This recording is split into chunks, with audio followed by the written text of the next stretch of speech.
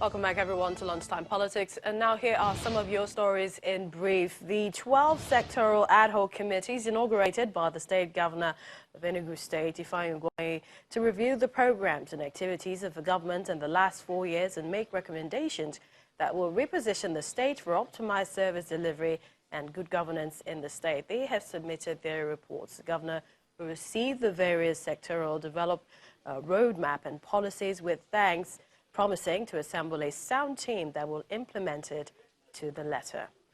Elsewhere, residents of Batsari local government area of Katsina State can feel a little safer now after assurances from the president that his government is resolved to curbing the activities of bandits.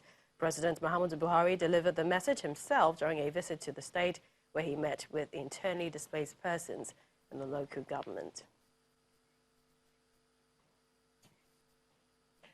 Now, one of the critical issues raised about the president's assent is that the bill, and talking about the correctional service now, was passed by the last National Assembly, and that's the 8th Assembly, and not the 9th Assembly. So what is really the legality of the assent and its effects? We have with us, of course, from Abuja Studios, Mr. Emmanuel Onyegbolam. Thank you for your patience.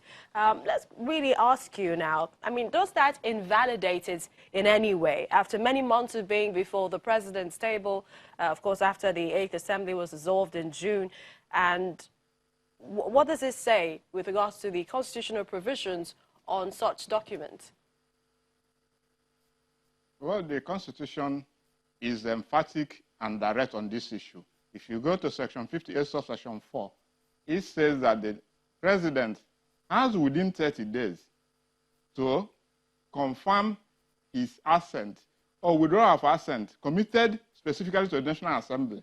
Now we are having bills of the 8th Assembly, which we know was dissolved and formally declared to be dissolved by the proclamation for the inauguration of the 9th Assembly. So in this issue, we are having now laws that are contrary to the provisions of the Constitution. And supremacy of the Constitution is one of the critical principles that governs our democracy, because any law that is contrary to it becomes void due to that. So we should be able now to look at this issue and these incidents.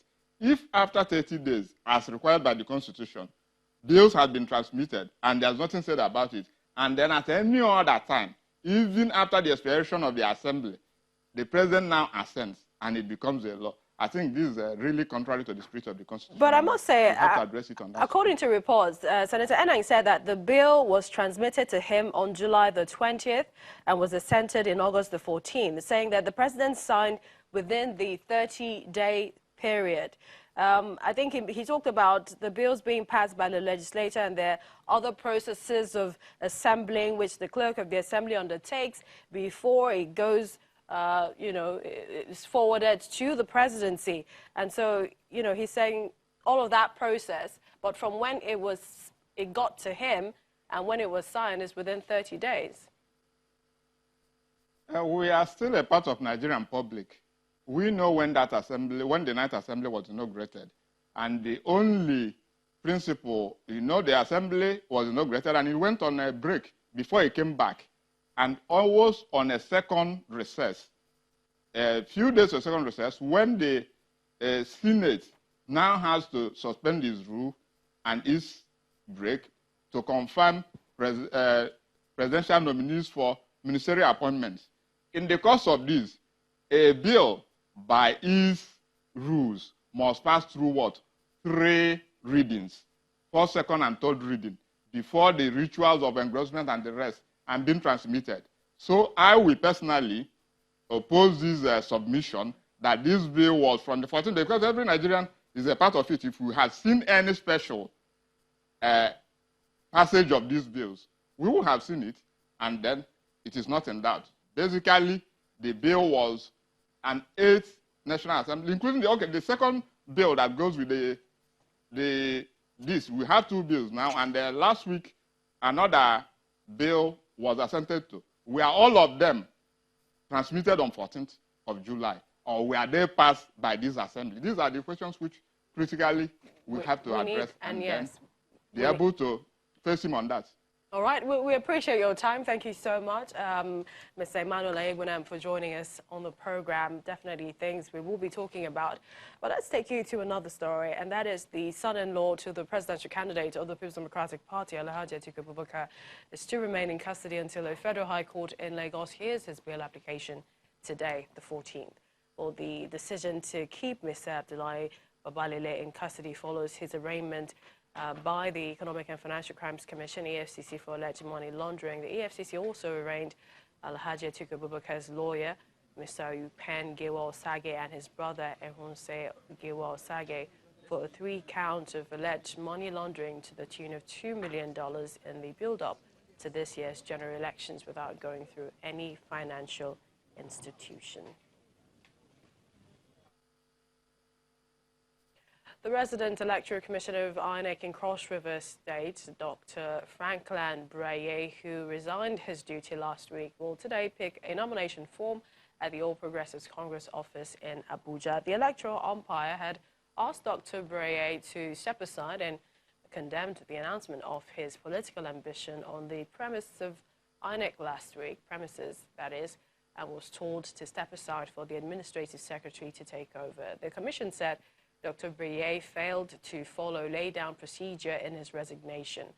Meanwhile, the doctor said that he's asking the call to serve in his home state of Bayelsa in the November governorship election. There have been a series of reactions to the directive given by the president to the Apex Bank to stop foreign exchange for food importation. Two Professor of Economy, one a former deputy governor of the Central Bank of Nigeria and former presidential candidate, Mr. Kingsley Moghalu, says the president's directive is wrong under law, while Professor Jonathan Aremo believes that Nigeria needs to concretize its trade policies. Take a listen. The CBN Act of 2007, Article 1, subsection 3, is very explicit that the Central Bank of Nigeria, in order to achieve its mandate, should be independent in the performance of its functions. Now, there are only 3 instances in the operations of the Central Bank where the Central Bank requires the direct approval of the president. Number 1 is the approval of the annual accounts of the Central Bank. The president must approve it. Number 2 is the approval of currency designs. Number 3, any external investment by the central bank itself as an institution has to be approved by the president. Outside of these 3 specific instances, the central bank does not require the formal and explicit approval of the president in order to perform its job. Ahead of the 2021 governorship election in Anambra State, politicians across the length and breadth of the state have started talking about where the next governor should come from. Members of the Great Anambra Forum have drawn the attention of politicians to the zoning or rotational arrangement in the state, suggesting that the next governor must come from Anambra South Senatorial Zone. And ahead of the November 16th governorship election, youths in Kogi State, they have resolved to ensure there is free, fair, credible election that will lead to electing a competent candidate that will transform the state economically and politically. In a sensitization tagged "Vote Not Fight, Election No Be War" was part of campaign activities lined up for the celebration of the 2019 National Youth Day in the state.